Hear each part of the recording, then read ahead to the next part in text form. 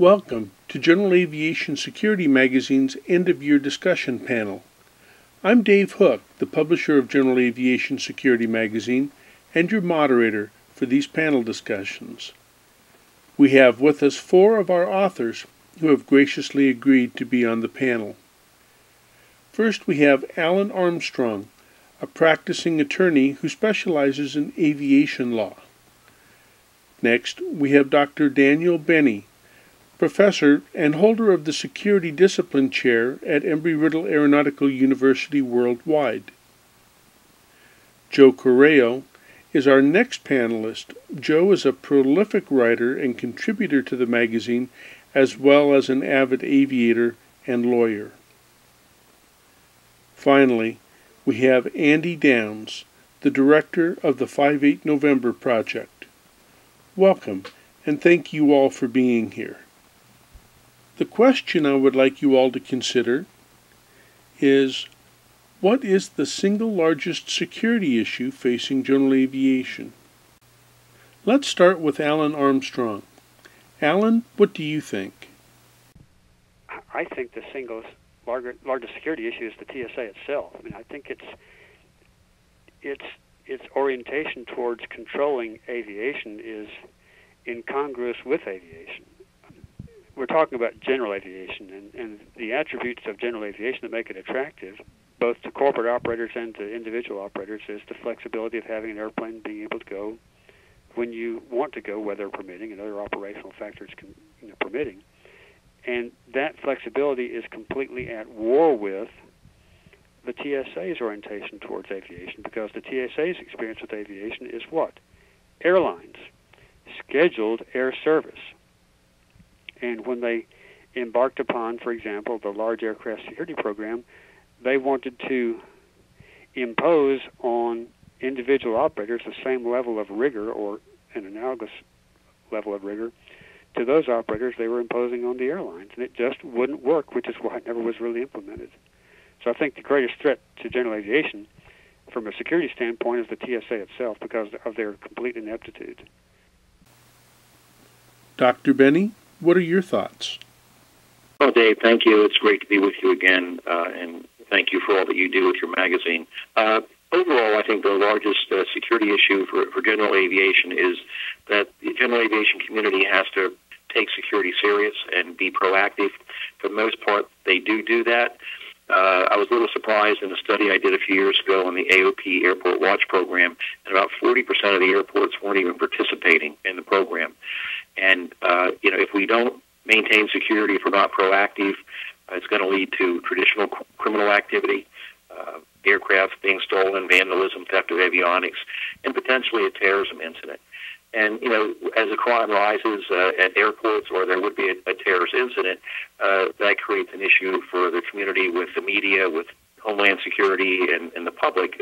They become very concerned about how safe is general aviation. So we need to be proactive, and I think that's the largest issue that we have at this point, is to take part in security. Joe, it's your turn.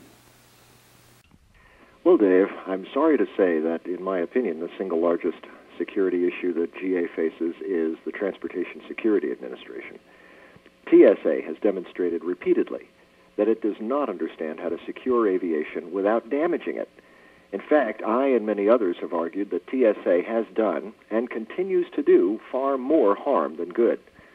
From the terribly ill-conceived large aircraft security proposal for GA a few years ago, to unnecessary X-rays and intolerably intimate pat-downs at the checkpoint, to confiscation without compensation of paper cups of coffee and soda pop purchased from cleared and screened vendors in the gate area, TSA continues to prove that it doesn't have a clue.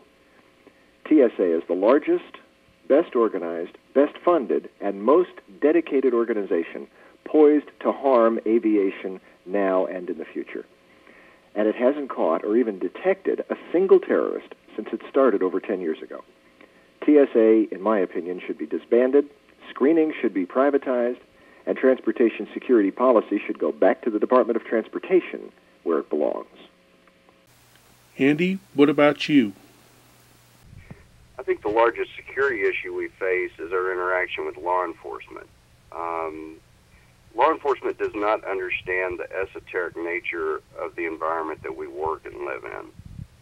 They have the least amount of exposure to airports, yet if they're ever called out, they're going to need to know more than they ever did on any other call.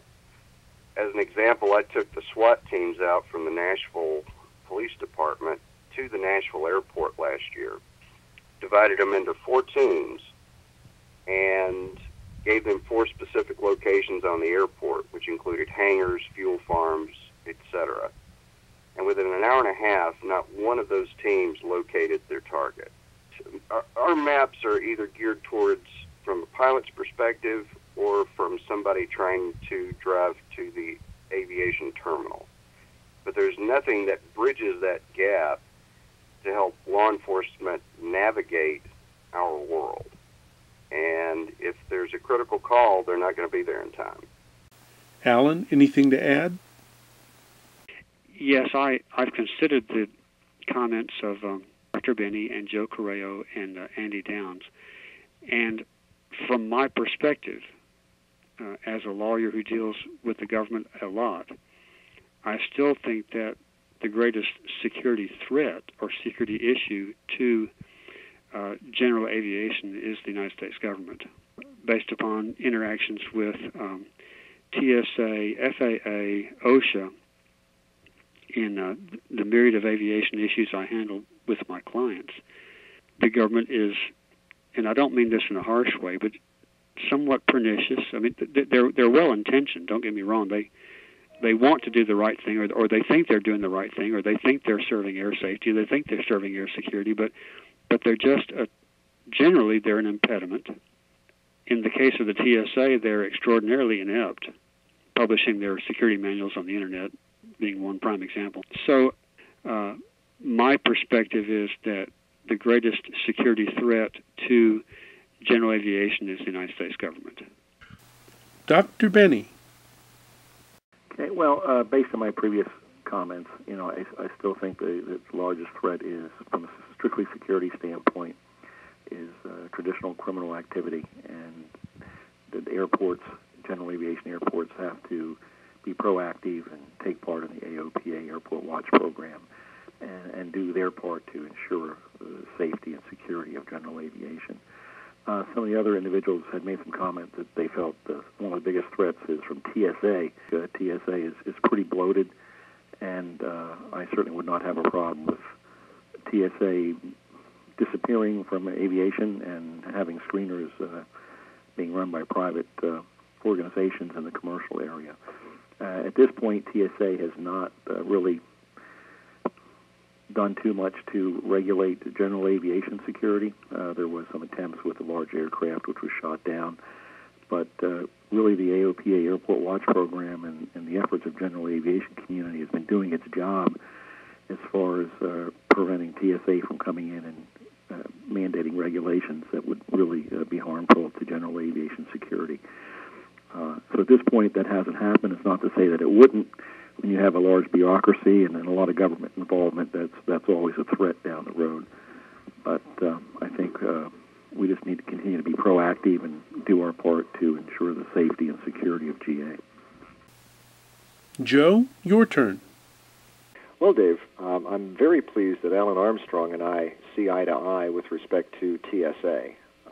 And I think the points raised by the other speakers are valid and need to be explored. But in my opinion, I think Alan and I are onto something, that government intrusion into aviation is something that we need to be mindful of in industry and need to manage going forward. Andy, you're batting cleanup. There have been 2 recent incidents that go back to pilot and command issues that just happened this last September. American Airlines 24 and U.S. Airways 1267, where law enforcement had bomb threats or security threats on each one of those airplanes and would not communicate any of the vital information to the crew. And they acted precipitously. Thank God no one was hurt or killed, but that doesn't mean the situations went smooth.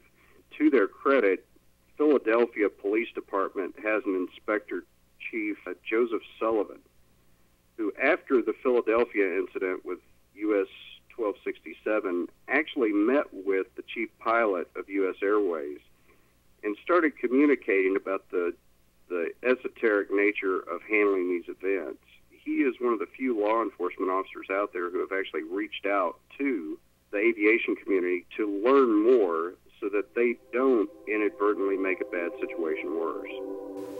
Thank you, panelists, for sharing your thoughts with us.